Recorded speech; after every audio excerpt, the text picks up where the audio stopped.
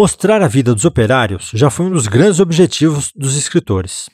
Mas hoje em dia, onde foi parar a literatura operária? Ficou desempregada ou abriu uma microempresa? Fazer uma definição rápida, o que é literatura proletária? Olha, eu acho que a literatura proletária é aquela que vem de alguém que teve uma experiência profunda no meio operário. Porque às vezes você tem um escritor de classe média que resolve escrever sobre o operariado. Então, isso aconteceu muito, talvez pensando no realismo socialista, mas a pessoa, talvez por não ter um conhecimento do dia a dia, né, das pessoas, ele não tenha uma literatura que represente bem essa área. Então eu acho que por ter vivido bastante tempo no meio operário e vamos dizer assim, na periferia de São Paulo, ao lado de uma fábrica grande, eu tenha tido um contato muito grande com essas pessoas que trabalhavam. Então eu conto coisas em Sabor e Química, por exemplo, sobre a questão de trabalhar em lugares insalubres, como lugares de gases, que as pessoas saíam e de repente elas eram obrigadas a colocar batatas, cortar batatas e colocar no olho para tirar o gás, né, que era um remédio caseiro deles. Então eu soube disso porque eu vivia ali, via as pessoas fazendo isso. Então tem uma boa diferença do que não viu e o que viu. Para escrever sobre operários e tal, tem que ter sido operário? Não, eu acho que você tem que ter sensibilidade, né? Eu acho que você tem que, se você tiver conhecimento do assunto e tenha capacidade de transformar isso em literatura, sim. Mas eu acho que é muito mais fácil alguém que viveu, né? Inclusive, teve uma época que, quando eu trabalhei na Nitroquímica e comecei, depois que eu saí de lá e comecei a escrever, muita gente pensou que eu era talvez um infiltrado na fábrica para tentar escrever, né? Só que ninguém sabia, falava isso, mas talvez não soubesse do meu itinerário migrante pelo país até chegar em São Paulo. Você acha que essa população operária, proletária, está sendo bem representada na literatura? Eu acho que infelizmente não, né? Eu não vejo surgir nenhum autor que dê o seu olhar para essa, vamos dizer assim, para essa classe social, né? Eu acredito que talvez com a divulgação mais da literatura, criando hábitos de leitura nessas pessoas que estão estudando na periferia, talvez você possa ter mais tarde algumas pessoas que poderiam comentar sobre a vida de seus pais, dos seus parentes mais próximos, né? E mostre um pouco dessa realidade. Mas infelizmente eu não tenho visto nos últimos tempos nenhuma literatura que aborde esse tema. Como que o autor mais intelectual, não operário, vê o operário? Fica estereotipado, né? Cria uma figura, ou às vezes ele cria uma figura, vamos dizer assim, idiota, ou às vezes cria um super operário, né? Quer dizer, ele não chega no cerne daquelas pessoas, nas suas dificuldades, né? Eu tenho alguns contos, por exemplo, que mostram que mesmo uma pessoa vivendo em São Miguel Paulista, cercado de ruas sem esgoto, o esgoto correndo na rua, sem canalização nem nada, essas pessoas se sentiam melhores do que como eles viviam no interior, no sertão da Bahia. Então é uma visão que pouca gente tem disso, né? Ele tem que estar presente ali para saber que aquela pessoa pensa daquela maneira. O público operário lê a literatura operária? Assim, você teve convivência com gente que leu seus livros ou não? Ou a literatura proletária acaba sendo mais para intelectual? Pois essa é uma grande dificuldade quando eu falo que escrevo, né, para operários. Eu acho que uma das grandes frustrações da minha vida foi com minha mãe, analfabeta, tinha um filho escritor e nunca leu um livro meu. E isso me deixava muito triste, né? Porque isso acontecia muito. Eu fiz até uma certa experiência em São Miguel uma vez, assim que eu tinha publicado Crônicas da Vida Operária, né? Que foi um livro que vendeu bastante, principalmente na elite, né? Eu fiz uma experiência e pedi um amigo meu que trabalhava na Jovem Pan, e ele gravou alguns contos, né, falando, né, lendo os textos com a voz impostada e tal, e eu levei essa fita cassete, na época uma fita cassete, na periferia e dei para muitas pessoas que eram personagens do meu livro e que não sabiam ler, tinham dificuldade, né, de ler. E como minha escrita, mais ou menos, para dar um tratamento literário, ela é um pouco rebuscada, essas pessoas tinham dificuldade de ler porque não tem hábito da leitura, né? Mas, ao ouvirem, elas ficaram fascinadas, né, com a história e tal. Isso foi uma experiência muito marcante na minha literatura. Talvez por isso, a partir daí, eu tenha até tentado fazer a minha literatura um pouco mais direta, mais simples, sem muito rebuscamento, né? Que às vezes eu até exagero em alguns contos, mas que eles tiveram sentido naquele momento. A literatura operária, ela tem que ser ideológica? Não, acho que não. Eu acho que ela tem que retratar aquela realidade de forma que ela transforme aquilo em literatura. Eu nunca coloquei ideologia, vamos dizer assim, na minha literatura, inclusive fugi disso, né? Eu tinha muito medo de fazer realismo soviético, né? De tentar captar aquela coisa, endeusar o operário. Ao contrário, tem gente que critica, algumas pessoas fazem crítica à literatura de colocar operários totalmente alienados, né? E não posso fugir disso, porque eles existem, sem dúvida. Mas não é um pouco natural? Se você fala de operário, não é porque você tem uma simpatia já por essa turma? Pois é, esse que é o grande erro que entra algumas pessoas fora que não tiveram a vivência, fazem, que é você ter simpatia por eles. Eu não tenho a mínima simpatia, entendeu? Eu retrato, como eu retrato num romance pequeno que eu fiz, chamado Tizil, que é o retorno do operário depois de 25 anos em São Paulo. Ele não tinha nada, tinha perdido um braço, não tinha conseguido nenhuma assistência do INSS, ficou esperando essa pensão e volta para sua terra sem raízes, porque ele não criou raízes aqui e nem tinha criado lá e nem criaria depois. Então é um livro, de certa forma, cruel com a personagem, né? Não tem nada de coitadinho, não. Ele é um ser humano vivendo ali e eu retrato como ele realmente viveu. Será que a literatura proletária ela não evoluiu e se subdividiu entre de periferia, indígena, falando de negros? Será que ela não teve essa mutação? Tem, hoje você tem muita gente falando de negros, de índios e tal. Eu acho isso importante, né? Mas eu acho que uma classe operária, com a história que eles tiveram, né? Como eu já falei antes, 500 mil migrantes chegavam a São Paulo por ano. Pô, é uma população de uma cidade média, né? E essas pessoas chegavam aqui, quer dizer, tem 1000 histórias para contar. E se você enxugar, você encontra 2, 3 livros sobre isso. Quer dizer, eu acho que faltou gente escrevendo, ou talvez tenha faltado porque também não tinha gente possível para fazer isso. Um ex-operário chegar à presidência não motivou mais gente a escrever sobre isso? Pois é, eu também acho estranho, né? O professor Flávio de Aguiar escreveu um pós-fácil do meu livro Crônicas Operárias, e ele termina dizendo que se ninguém vê no livro um resquício daqueles tempos do Lula, né? Lá na fábrica, e que se tornaria presidente. Ele rememora isso nessa apresentação, dizendo que nos meus contos lá do ABC, né, mostra mais ou menos isso, né, colocando o operário numa situação, vamos dizer assim, literária que nunca ninguém tinha colocado isso. Então eu acho estranho, é meio isso mesmo, você fala um presidente que virou, um operário que virou presidente, né, e não tenha pelo menos incentivado isso, né. Não digo ele incentivar, mas eu acho que até os escritores tentaram fazer uma obra muito maior. É uma coisa que eu não entendo, porque a gente tem milhões de operários, tem um presidente que virou operário, mas ninguém escreve esse operário, nem eu. Assim, pensando aqui, eu não tenho um personagem operário. Será que ele é uma espécie de anti-herói? É um cara que não tem histórias espetaculares e tal, e por isso ele acaba sendo esquecido?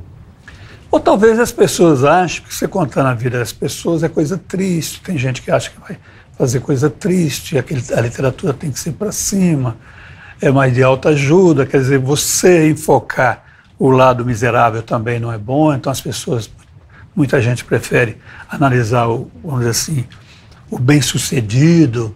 Eu não sei, eu não faço ideia. Mas a miséria também é da Ibope, né? As pessoas gostam de ler coisas tristes e tal. Então, acho que isso não é alguma coisa com a figura do operário que ela não cativa mais, né? Acho que cativou nos anos 30, mas depois parece que não.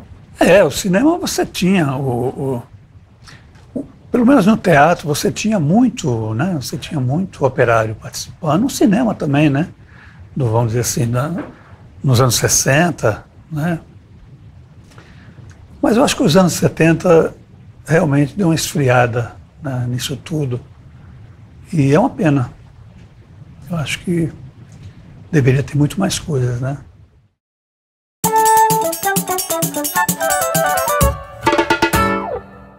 Bertolt Brecht nasceu na Alemanha em 1898.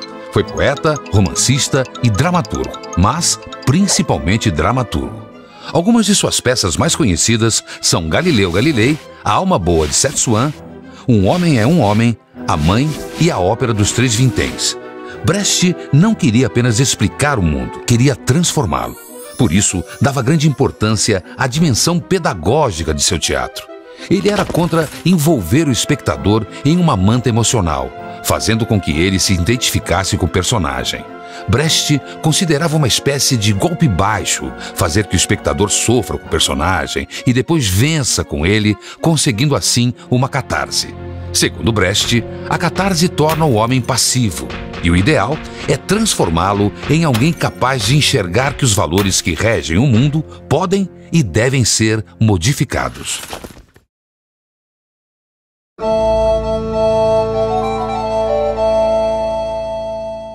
Dá para falar de um assunto como greve para crianças, um tema tão distante do universo infantil?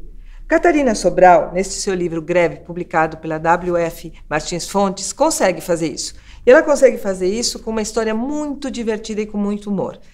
A história começa um dia no Conselho de Ministros. Eles se reúnem e descobrem que os pontos estão em greve e resolveram parar de trabalhar. Os pontos, que pontos? Aí todo mundo se deu conta da importância do ponto final, do ponto de interrogação, do ponto de exclamação. E esses pontos, né, a greve dos pontos, começa a causar também um grande problema social. Por quê? Porque aí o relógio de pontos para de funcionar. A geometria nas escolas não pode mais ser dada, porque não tem ponto. Por outro lado também, não tem mais nos hospitais como dar e tirar pontos, ou até na cozinha, que já não dá mais para fazer a comida no ponto. Com todo esse humor, na verdade, Catarina Sobral nos faz um livro super provocativo, tanto em termos da temática quanto do texto, e também em termos da parte gráfica.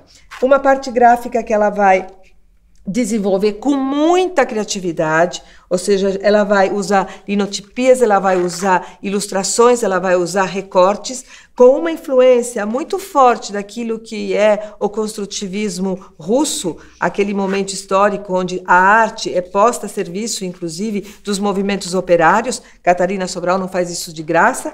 E o livro tem, inclusive, as cores, né? Muito vermelho, e com toda essa relação entre esse texto muito sucinto, mas, ao mesmo tempo, com uma relação muito rica com a ilustração, ela nos oferece um livro com uma temática político e social que parece muito estranha ao universo infantil, mas que acaba fazendo com que essa criança possa entender estas questões de uma forma que, na verdade, é uma viagem muito divertida por este livro e por estas imagens tão instigantes que convidam a uma viagem muito divertida.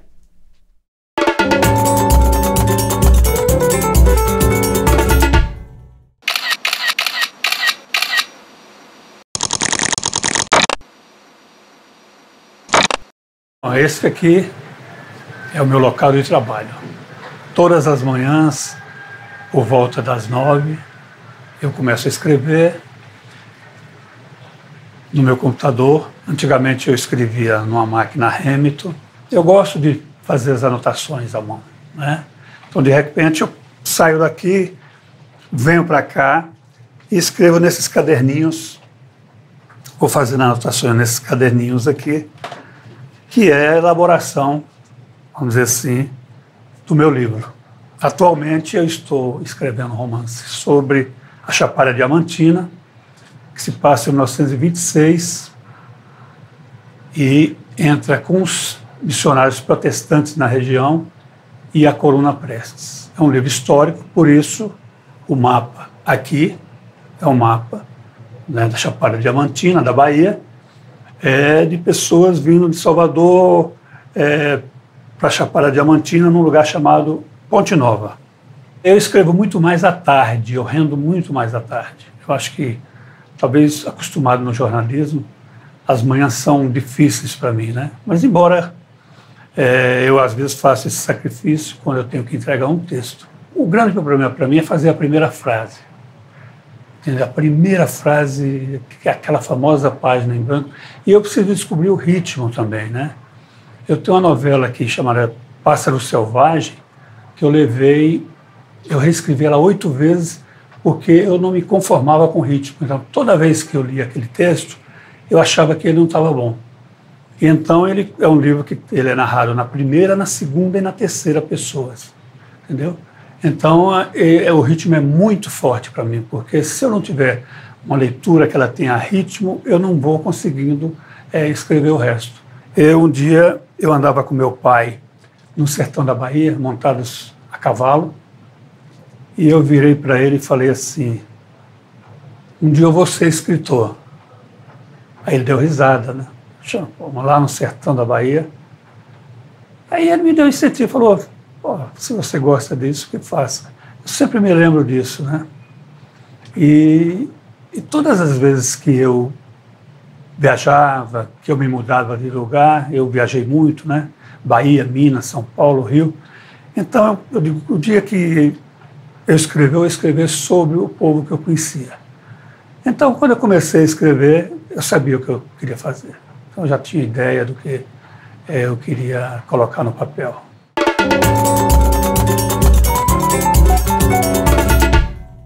E aí, pessoal da Super Libres, tudo bem? Meu nome é Sam e hoje nós vamos falar sobre a classe operária.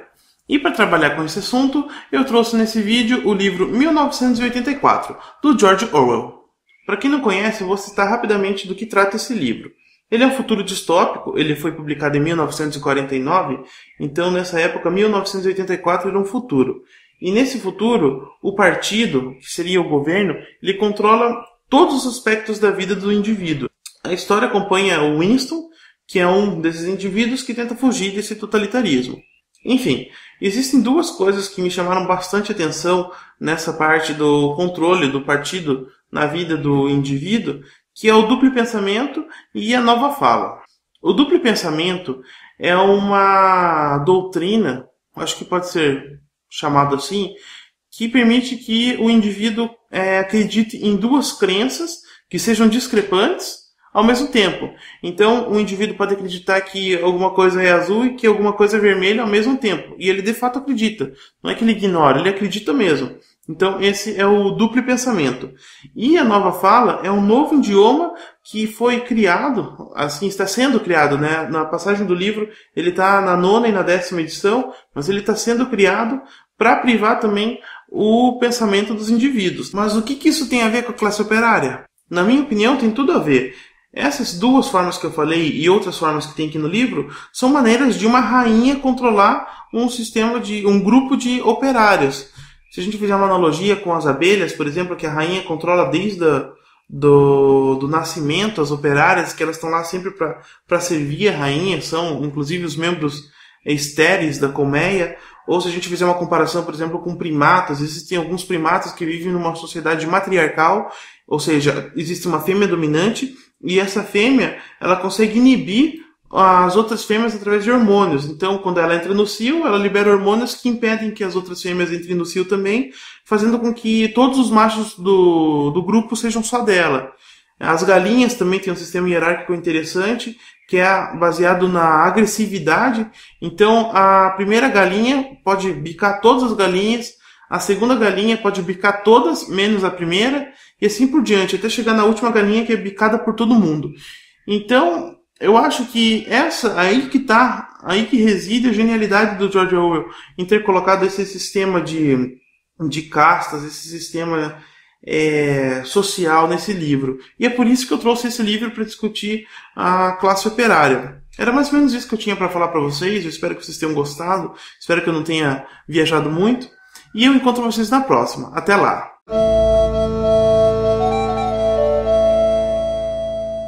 Aos 7 anos de idade, eu fui agredido pelo meu pai, sabe, aquela violência dentro de casa, e acabei indo para as ruas, e acabei me tornando um menino de rua. Então eu dormia sempre embaixo do bondinho da Rua 15, né? O bondinho era a minha cama. Então quando chovia muito, a gente tinha um hábito de correr lá para a biblioteca e se esconder embaixo da marquise. E a gente tentava entrar na biblioteca, eles não deixavam entrar na biblioteca. Então, o que acontecia? Eu fui crescendo com aquilo, eu não podia ler um livro porque eu não podia entrar na biblioteca. Aí eu fui morar na comunidade Vila das Torres, né? A Vila das Torres é uma comunidade carente, aqui de Curitiba, e nessa comunidade eu percebia a falta de cultura. E eu lancei a primeira biblioteca comunitária com livros tirados do lixo. Foi um espanto para todo mundo, sabe? E ele me falava das ideias dele, até que para mim foi uma surpresa, porque assim, eu esperava tudo menos uma biblioteca dentro da comunidade. Fazia muita falta, tinha que ir lá no centro, na biblioteca, muitos tinham vergonha, às vezes não tinha leitura, como é que ia escrever. Muitas vezes eu saí junto com o chameguinho para a rua para convidar crianças para levar para fazer uma leitura de gibi. E eu comecei a utilizar esses próprios catadores de papel a juntar o livro e doar para a biblioteca. Eles achavam uma prateleira daquelas de ferro. Ah, não, isso aqui é importante para a biblioteca. Não vou vender, não vou fazer nada. Levava para doar para a biblioteca. Então isso a concentração deles foi muito grande. Já aconteceu de eu estar passando na rua, eles me chamavam, você quer esse livro? Serve para a biblioteca? Então, assim, livros bons. O que me admira é ver que tem pessoas que ainda jogam um livro tão bacana desse no lixo. Eu quero pensar assim, né? Que morreu o dono do livro, o dono da coleção, e as pessoas jogaram no livro. Então esse foi o primeiro livro, ele estava rasturado, mandaram arrumar, refazer a capa, sabe? E ele não perder a qualidade dele. Até o final da minha vida, nós vamos conservar esse livro é o nosso xodó. A minha visão hoje para a Vila das Torres é essa, tem coisas que às vezes você não pode falar, mas a leitura pode, ela chega até você de certa forma. Ele tem direito à leitura, ele tem um direito a conhecer, ele pode não viajar para fora, mas ele viaja através do livro. Toda ideia que você tem que botar a cara e trabalhar em cima dessa ideia para colocar a ideia em funcionamento. Não adianta você dizer, eu vou criar tal coisa, e você passar por uma dificuldade, você desistir. Entendeu? Você tem que criar e, com várias dificuldades, caindo, se levantando e conseguir. Foi isso que eu fiz e hoje nós dizemos, a Vila das Torres, a Avenida das Torres, ela tem uma biblioteca comunitária.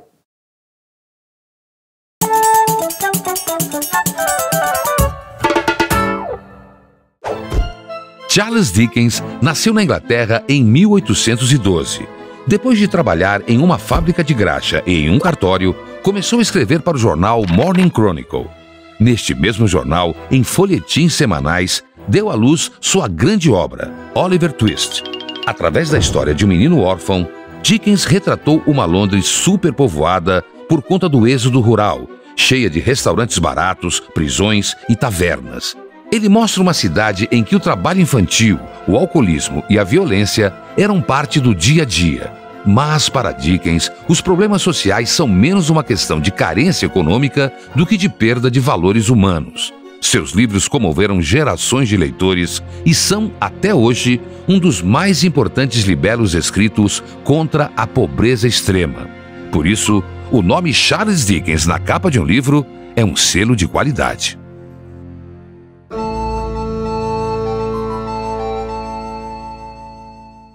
Um autor que me fascina muito é o Lourenço de Aféria, paulistano, grande amigo, deixou vários livros e tive a felicidade de, recentemente, reunir dos 6 livros dele publicados, uma antologia de crônicas e contos. É um belo trabalho, fala do povo de São Paulo e ele sabia das coisas.